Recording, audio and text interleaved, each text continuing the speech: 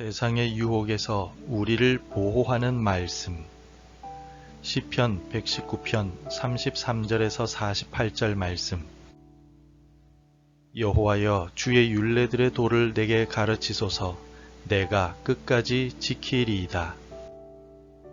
나로 하여금 깨닫게 하여 주소서. 내가 주의 법을 준행하며 전심으로 지키리이다. 나로 하여금 주의 계명들의 길로 행하게 하소서. 내가 이를 즐거워함이니이다. 내 마음을 주의 증거들에게 향하게 하시고 탐욕으로 향하지 말게 하소서. 내 눈을 돌이켜 허탄한 것을 보지 말게 하시고 주의 길에서 나를 살아나게 하소서. 주를 경외하게 하는 주의 말씀을 주의 종에게 세우소서. 내가 두려워하는 비방을 내게서 떠나게 하소서. 주의 규례들은 선하심이니이다. 내가 주의 법도들을 사모하여 싸우니 주의 의로 나를 살아나게 하소서. 여호와여, 주의 말씀대로 주의 인자하심과 주의 구원을 내게 임하게 하소서.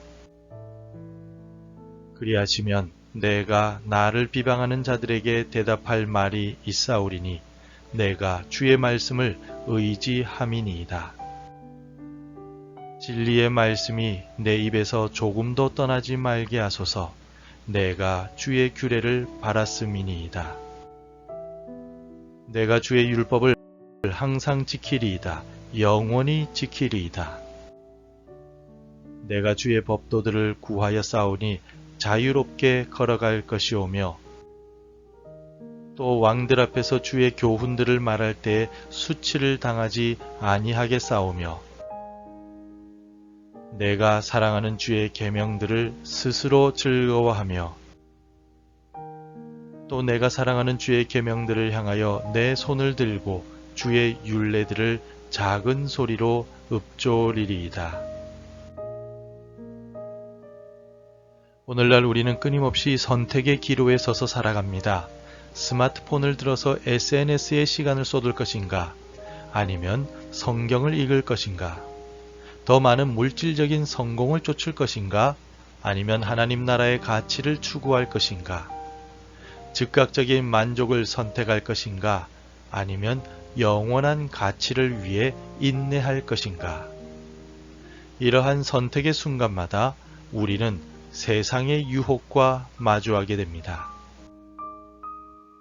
시편 119편의 기자도 오늘 우리와 비슷한 유혹과 선택의 기로에 서 있었습니다. 시편의 기자는 33절에서 여호와여, 주의 율례의 도를 내게 가르치소서.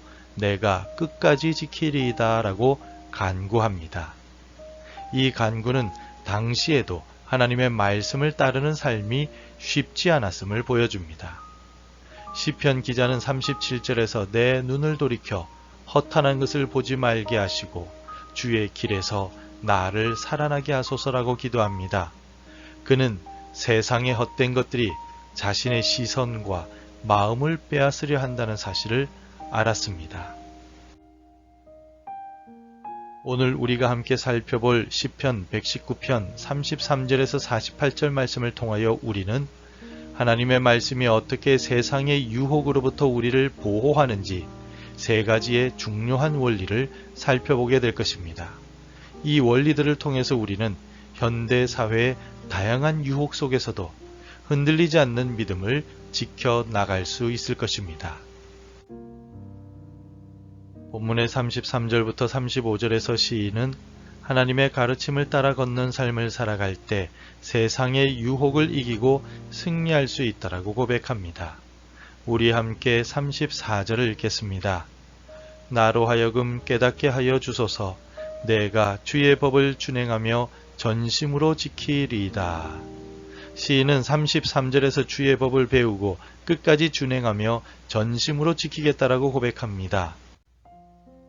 여기에서 법은 히브리어로 토라입니다.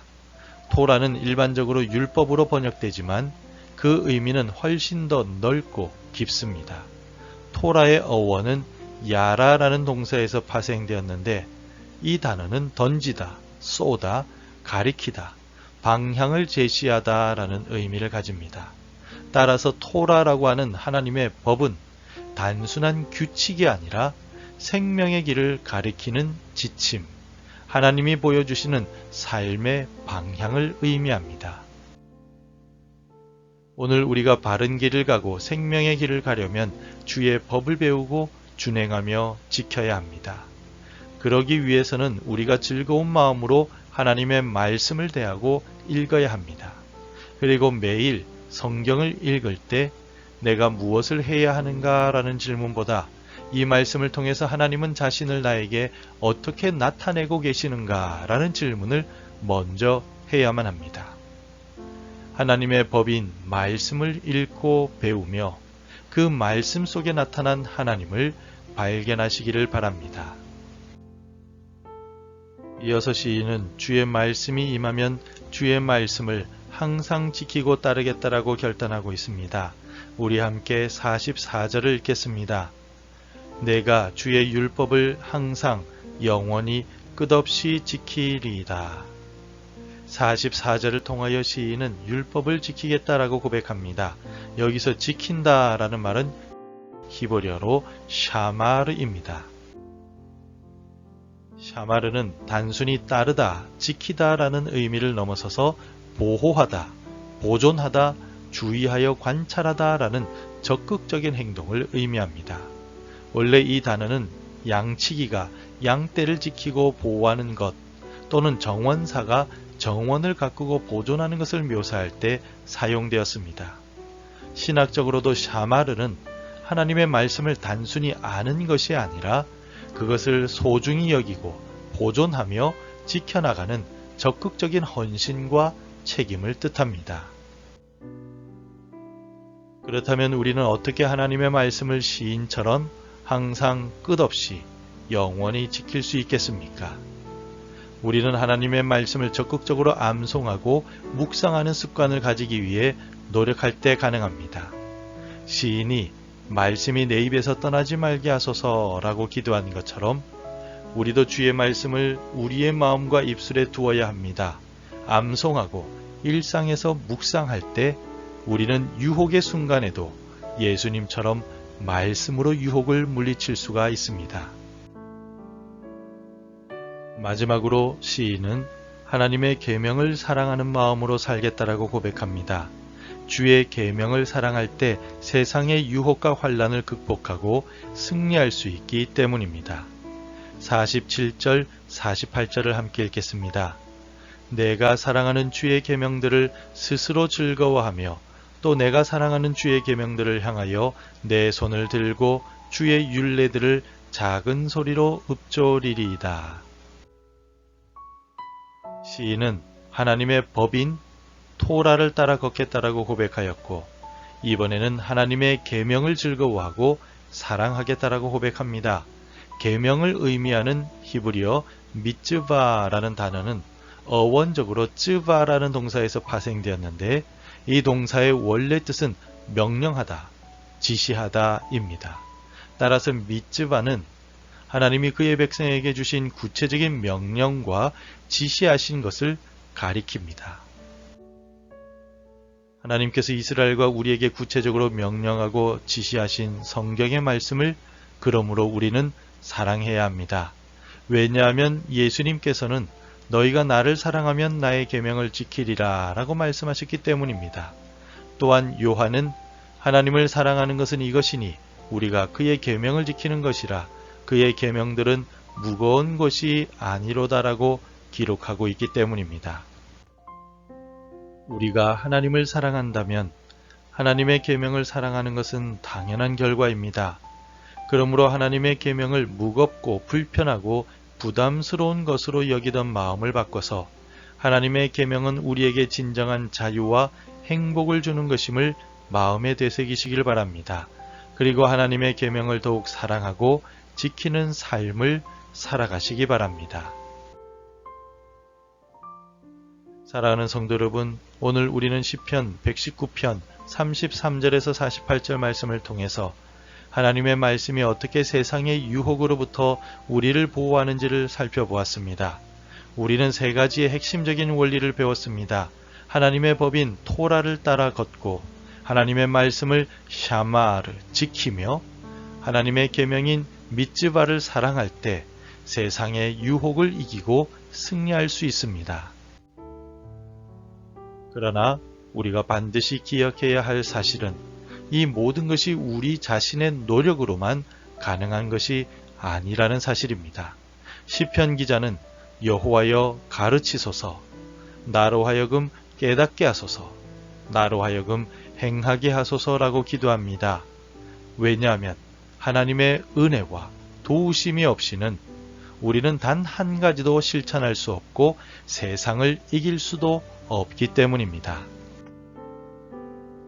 우리도 매일 하나님의 도우심을 구할 때 말씀을 통해 세상의 유혹을 이기는 은혜를 경험하게 될 것입니다. 오늘부터 시편 기자처럼 하나님의 말씀을 사랑하고 배우며 지키는 삶을 실천하시기 바랍니다. 그리할 때 세상의 어떤 유혹 속에서도 흔들리지 않는 믿음으로 서게 될 것입니다. 기도하겠습니다. 하나님 아버지, 이 세상의 유혹과 거짓된 가치관 속에서 우리를 보호해 주옵소서. 주의 토라로 삶의 방향을 잡게 하시고 주의 말씀을 샤마르 하는 마음으로 지키고 보존하게 하소서. 미츠바를 의무가 아닌 사랑으로 받아들이는 지혜를 주옵소서. 말씀을 통해 세상과 구별된 삶을 살게 하소서. 매일의 선택 속에서 하나님의 말씀이 나침반이 되게 하여 주시고 유혹 앞에서도 흔들리지 않는 믿음을 주옵소서.